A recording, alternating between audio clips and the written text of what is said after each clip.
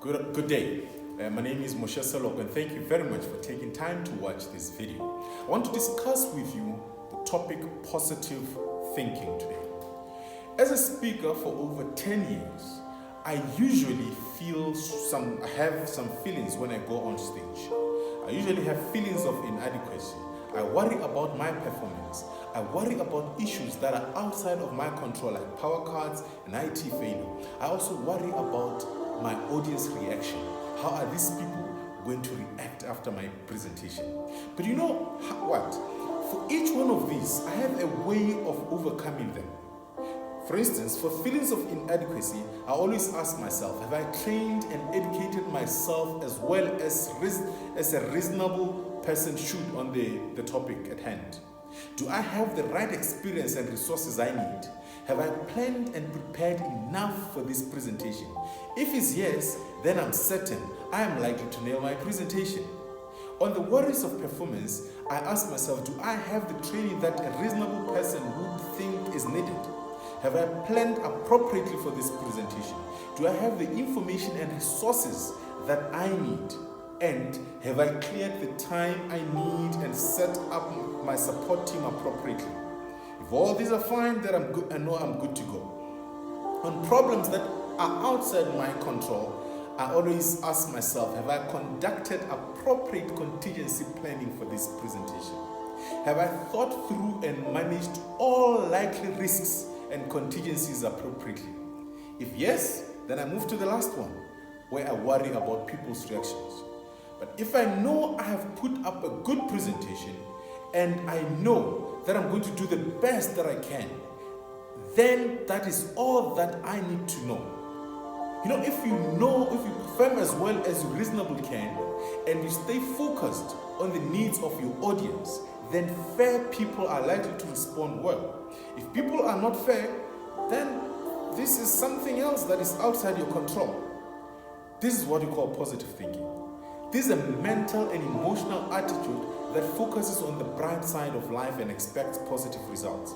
A person with positive thinking mentality anticipates happiness, good health, and success, and believes that he or she can overcome any obstacle and difficulty. Positive thinking is not a concept that everyone believes in and follows. However, the few people that believes and accept positive thinking as a working tool, they continue to reap great harvest and have access to abundance of life. Positive thinking brings brightness to life, and to a very large extent, both positive and negative thinking can be very contagious. It is therefore very important, if at all you want to see any level of positive change in your life, to surround yourself with highly positive people. People who are excited about life and the abundance that it has to offer. When the mind is negative or positive, it triggers some release of hormones into the system that powers your feelings. If you think negatively, poisonous chemicals are released, which will cause more unhappiness and negativity. This results in failure, frustration, and disappointment. The opposite will happen if you think positive. It will lead to happiness, good health living, and as a result of the universal law of attraction, you get to attract more. But how exactly does positive thinking work, or how do you achieve positive thinking? I've prepared about 8 points for you to consider. I'll just rush through them so that you look and see if you are on your way to greatness. Number 1, thought awareness. This is the process by which you observe your thoughts and become aware of what is going through in your head. This is the first step in the process of managing negative thoughts. And as you can only manage thoughts that you are aware of, there's no way you can manage things that you're not aware of. A person is likely to think negative when there's a lot of uncertainty about the future. Like right now, we're in a period where there's so much uncertainty about the COVID pandemic. Negative thoughts come. Number 2, develop rational thinking. Each time you have a thought, ask yourself whether the thought is reasonable and does it stand up for fair scrutiny. Number 3, like I said, I'm going to run through them. Start the day with positive affirmation. Positive affirmations neutralizes negative energy. and build your self-confidence. By basing your affirmations on the clear, you can undo the damage that negative thinking may have done in your own self-confidence. Number 4, find yourself an anchor. You all need something to hold on to when things go wrong. When you run out of fuel and energy, you need something that can propel you to move forward. Whether you're a religious person, a spiritual person, or whatever you may be, you need something to hold on to. This becomes important when your mind and or your external factors come weighing down on you. Number 5, find your why. It's really that simple. In order to change your thinking, you have to dig deep into what it is that is causing a reaction. Ask yourself why to both internal and external factors. This helps you gain full understanding of yourself and the environment that you live in. Number 6, zoom on the good things, no matter how small they are. In this world, one is likely to meet obstacles throughout the day. There's no such thing as a perfect day. When you encounter a challenge, focus on the benefits. No matter how slight or small or unimportant they may seem, just focus on the benefits. Number 7, find fun in frustration. There is fun in frustration, F-U-N.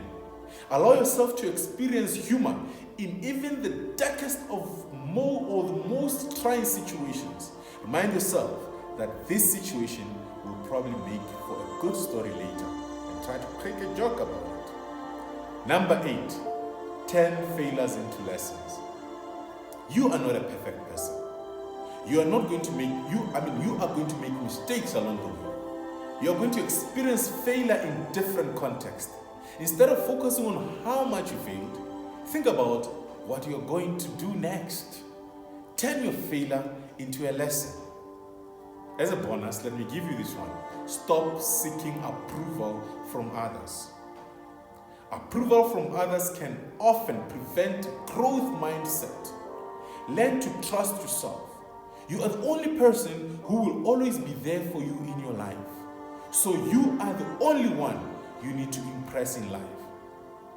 And finally, leap out of your comfort zone.